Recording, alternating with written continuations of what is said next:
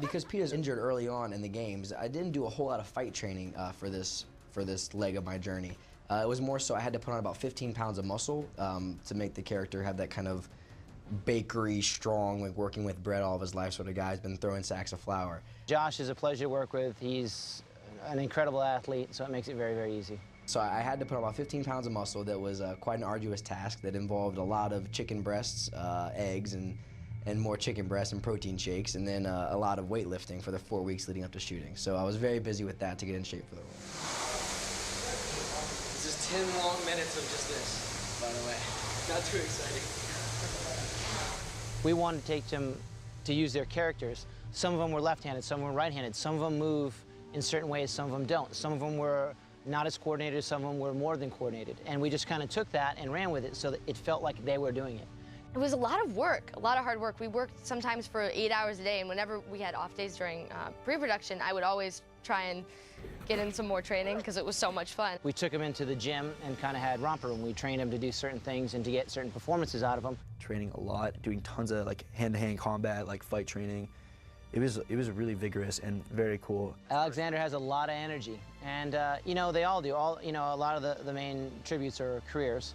You know, Isabel is Clove, Dio is Thresh, Xander. I mean, they all have a lot of energy. They're young, they're very, very eager, and I think in their different roles, you can see it. They had me doing everything from weight training to combat, hand-to-hand combat, weapons training, blades, staffs, boxing. They had me doing some light boxing. The physical process was really extreme. It totally transformed my body, and that got me into this headspace of that time and the arena. They wanted to get me to a position where I felt comfortable with whatever weapon of choice that I ended up using in the movie, because Suzanne Collins doesn't say exactly what Thresh fights with in the movie, so I had an array of choices to pick, you know, what I would eventually use. I think a lot of the weapons that were designed for the cornucopia were very interesting. They took old school designs like the sickle, the Gladys sword, and you know, through props and art department, they gave them a bit of a Capitol look. The sheen, the ghosted black, the smoke gray, I think was very interesting. But some of the blades were real metal. Like, they weren't sharp, but they had weight to them. Like, they could do some damage. They have like 3 different types of the same weapon. So there's like the really heavy one, which is the one that they use just for like looks and quick shots on camera. Then they've got the like in-between one, it's like metal, so like they'll use it if it's like a little bit of a fight, but like it's a little rubbery, but it's still got like some weight to it, like you can still do some damage.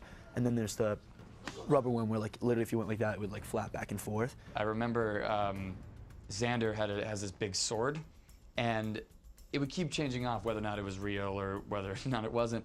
And he had this habit of kind of just like twirling it around. But I just remember everyone just going, Xander, that one's the real one. Like, we just never knew when it was real or fake.